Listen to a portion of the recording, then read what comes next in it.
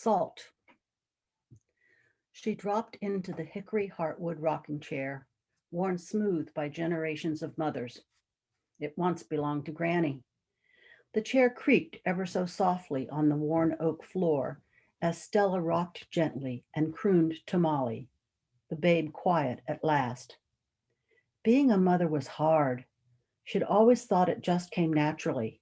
Hadn't expected the colic to last for weeks, weeks when Molly cried piteously day and night, her belly tight as a drumhead. She hadn't expected that her babe would struggle to latch onto her nipple, turn yellow with jaundice, and, as the doctor said, fail to thrive. When Molly's fever had spiked, Stella cradled her in a cold water bath, though the baby whimpered and Stella shivered. She wished she could talk to Granny now.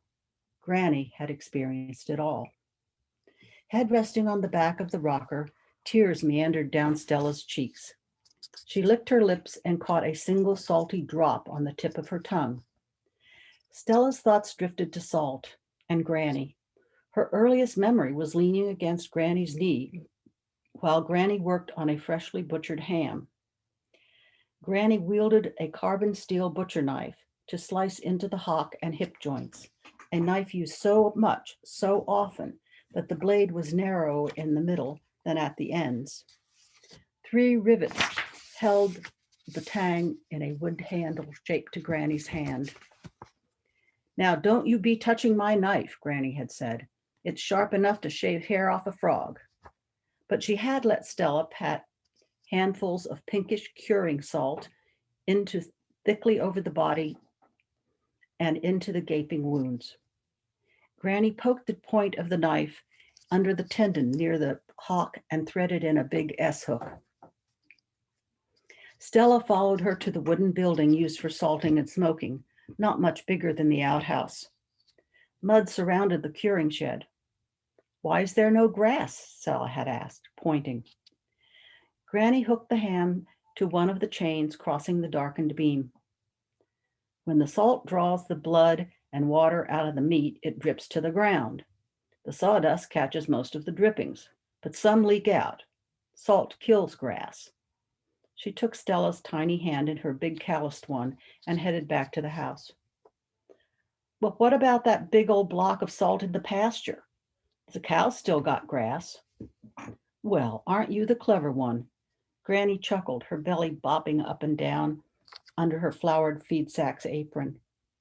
"The salt lick sits on that little concrete platform, not on the ground, and the cows lick it down." "Why?" "Because cows need salt to live, same as people." Stella pondered how salt could make some things live and some things die.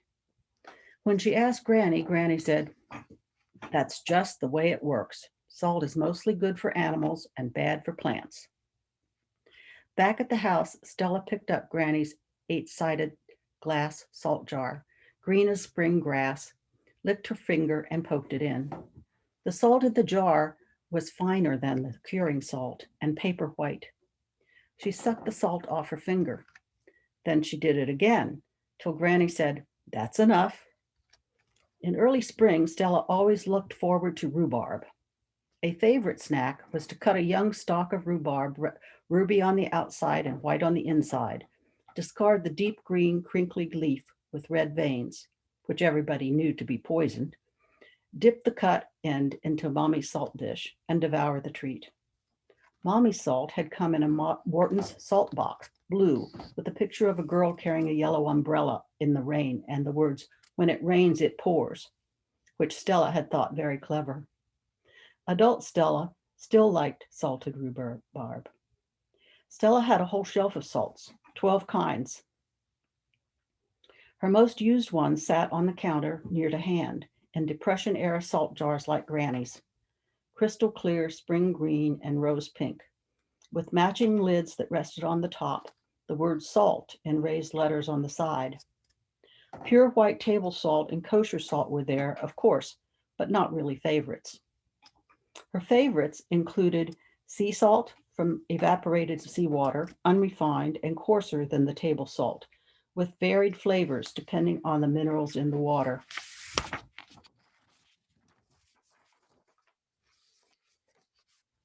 Stella used two pretty much opposites: Celtic sea salt, coarse and gray, tasting moist and briny, and delicate, flaky fleur de sel, flower of salt, gathered from the tops of tidal pools off the coast of Brittany.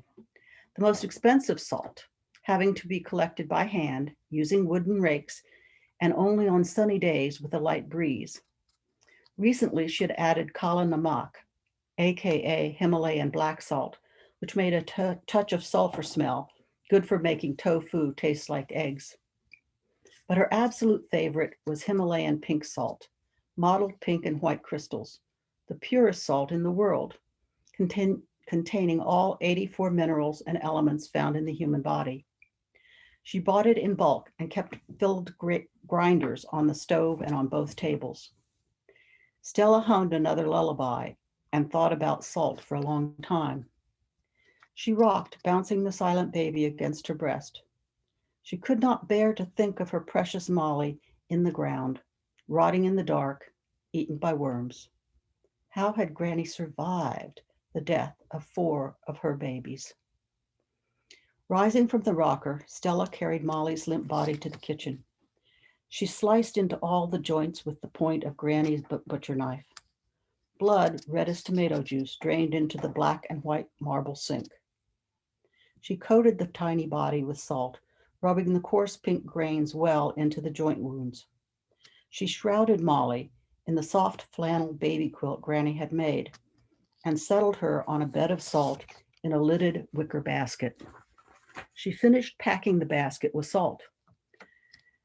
She considered burying the basket under the oak tree out back, but seeing the bare, grassless ground from the kitchen window would remind her of her loss. She put the basket on the milk house floor over the drain. The salt would draw all moisture from her baby, making her shrink and shrivel, but she would be safely preserved. Stella returned to the house, dropped into the rocking chair, and tasted salt in her tears.